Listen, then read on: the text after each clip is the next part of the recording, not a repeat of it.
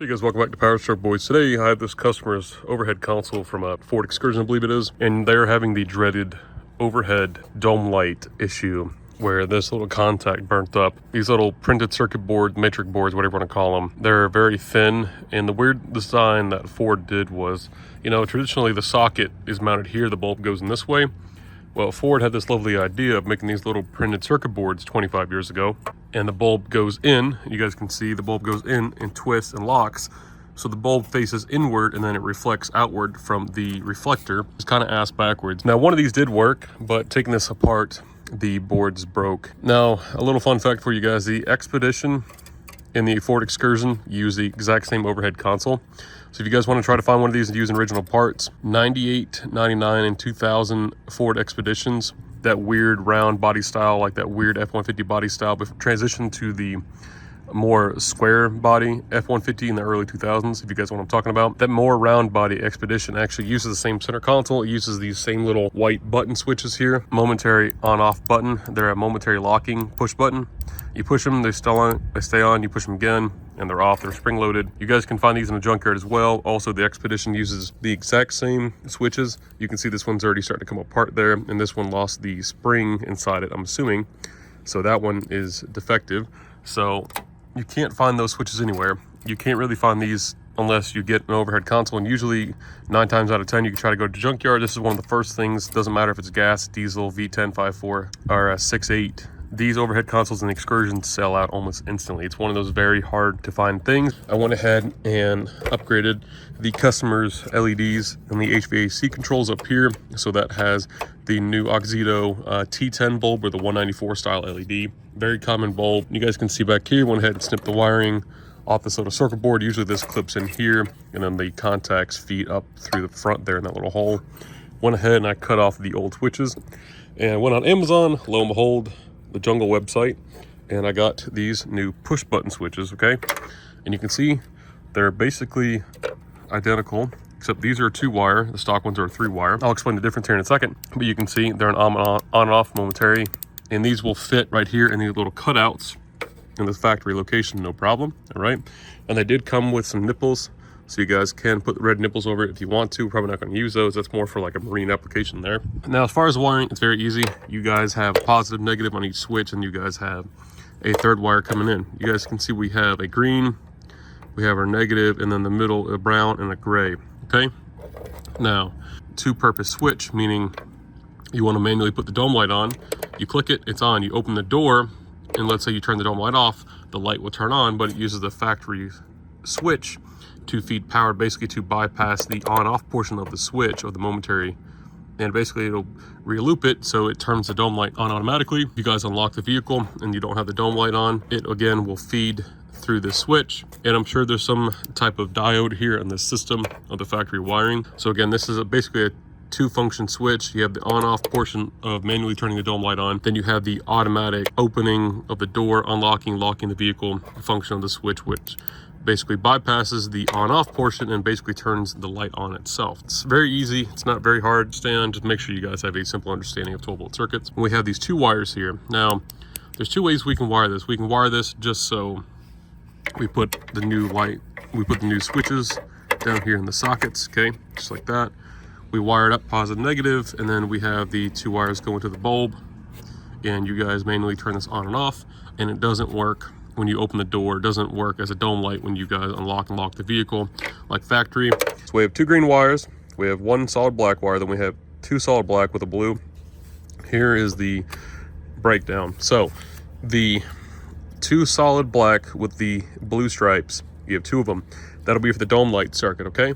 If you guys decide to use a dome light circuit, you will have to put 2 diodes on that so it does not backfeed and turn all the other lights on, or backfeed in the harness and short something out and blow a fuse. So that's what these 2 wires is. You have your 1 solid black, which is your ground, which both lights share 1 ground. It's perfectly fine. And then your green is your 12-volt positive, which is the power coming in to feed both these lights, okay? So you have 1 green going to 1 red per light. You will tie both your grounds together to the ground circuit, which will be this ground wire here. All right, you guys, so to get these reflectors out, you can see there's a little locking tab there, and then there's a little 90-degree foot. What I did was I took a little flathead, and this sits in there like that. Hope you guys can see with the sun there. So that sits in there down that little groove. And what I did was I took the flathead and I went in this way, and I just pried up on it, and this will pop out. So again, I'll show you on this side, this little groove right here. Where is it at? Sorry, it's hard to see with the sun. And it'll just pop right out, okay? Now what we have to do is here, and what we have to do with these sockets, again, usually the bulb sits in this way and it turns, but we're going to invert that. So now the socket is going to come from the back. And I have some of these aftermarket sockets here that I got off Amazon. So we have this rubber style. Usually it has this little rubber cover over it, but I went ahead and snipped that off.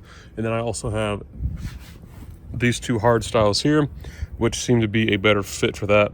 These are LED, not really worried about the gauge. I'm kind of leaning more toward these because these are a little heavier duty gauge. You can get these at O'Reilly's, AutoZone, Advance. So if you don't want to order these sockets on Amazon, you guys can get this stuff local. Really, you can get all this stuff local, and even the LEDs too, but they're just very pricey. So what we need to do is we need to go ahead and these little flaps open. So we need to pry them back. You guys can use a pair of needle nose pliers and just pull them back, and then decide on what socket style you guys are going to use. And then these will be pushed in there, and then the LED can get pushed that way. Or if you really want to get fancy with it, what you guys can do is, instead of bending all that, you guys could mount the LED back here, but you guys want the reflector to reflect the light to disperse it. So really putting the socket, you know, flush with this inner lip here, if that makes sense.